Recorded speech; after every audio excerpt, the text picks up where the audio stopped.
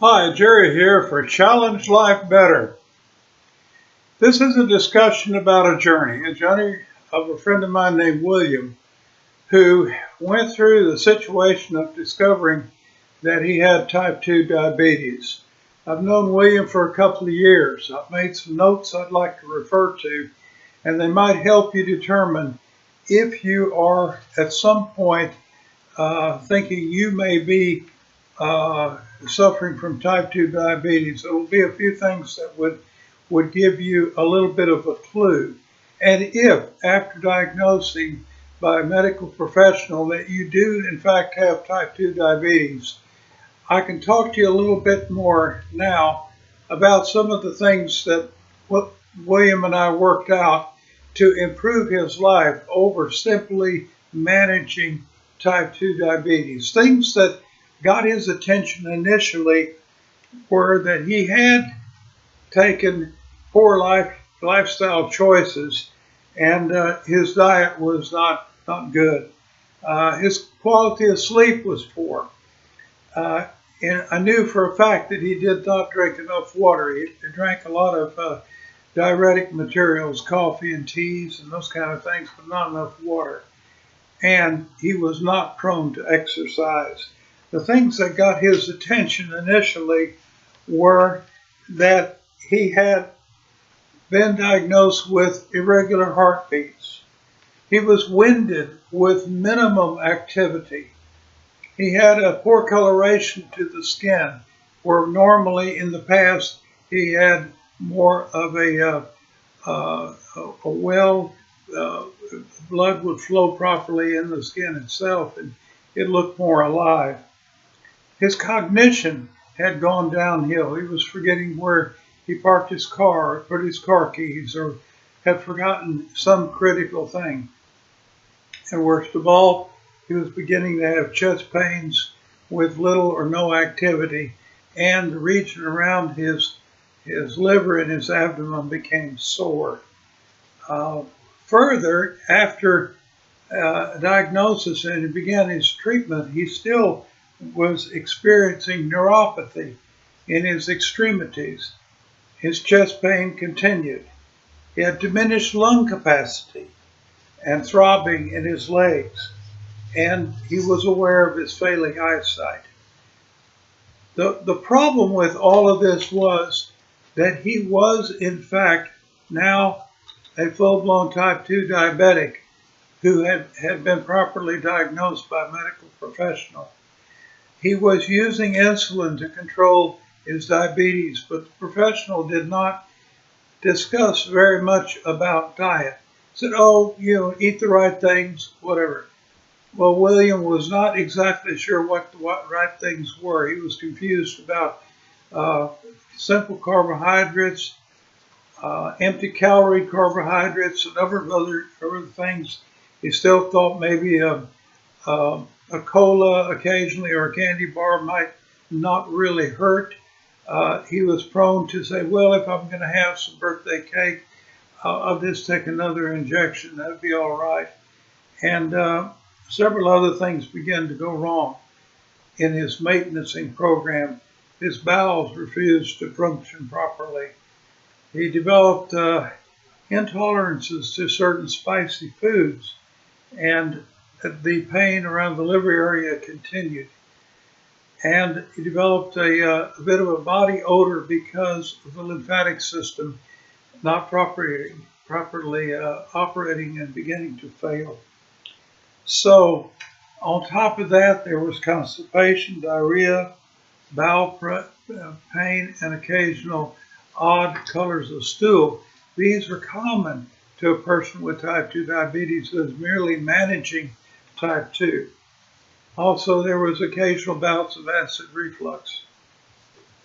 So the first thing that I did was I asked William, how much water are you drinking? And he gave me a range of liquids he was drinking, and it ended up being about 2 glasses of plain water a day and a number of other materials, although he did not consume alcohol, and that was to his benefit.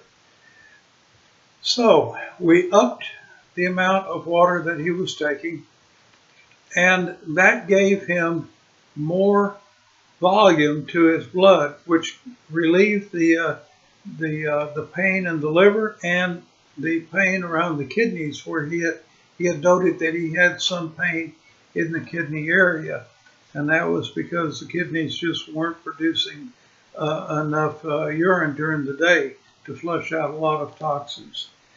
The acid reflux stopped. The coloration of the skin improved. There was more hydration to the skin. It wasn't dry anymore. And then he started understanding what kind of carbohydrates were okay, and the control of that, along with quality proteins and a lot of leafy green vegetables, colored vegetables, was accepted into his diet. He no longer stopped at the fast food restaurants to eat there, and improved the amount of quality food that he ingested. And after a while, he began to notice that there was a lot less fatigue. His fatigue diminished. His ability to breathe improved, and he lost about 60 pounds over a period of a year. All these things enabled him to go from about 250 far down, and enable him to walk, because it's something that his joints hurt so bad in the past that he wasn't even able to walk properly.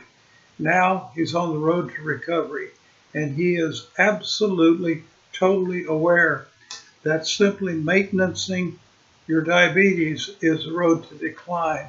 One of the things he did not know anything about was mitochondria, the little energy gathering organelle systems inside of every living cell.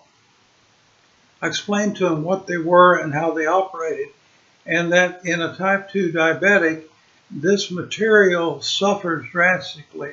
Now, mitochondria is where you get all of your energy to function in every living cell and every organ of the body, including the brain, the heart, the liver, the kidneys, and especially in the brain, you begin to have better cognition. So all of that began to improve, and today his level of insulin requirements are very, very low compared to what happened a year and a half ago. And he's on the road to recovery from type 2 diabetes. His doctors do not really, his medical doctors do not really understand what has happened to him.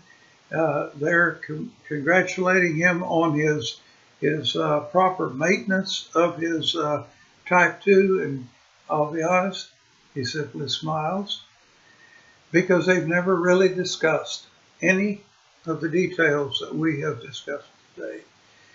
I hope that these points that I have brought up, these bullet points, if you will, about type 2 and what is tragically missing from typical management of your type 2 diabetes, what this means. Because in a nutshell, what it does mean is that Dr. Bob or Dr. Betty may be able to help you with the basics, but the person in charge on a daily basis for your type 2 is you. You have to take responsibility and ownership for your own personal health.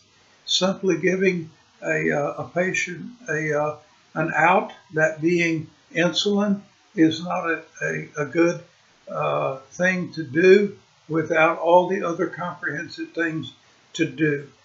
And I again hope that this discussion will give you some guidance perhaps, and again, seek medical professionals for a diagnosis, and look up a good naturopath for guidance on nutrition.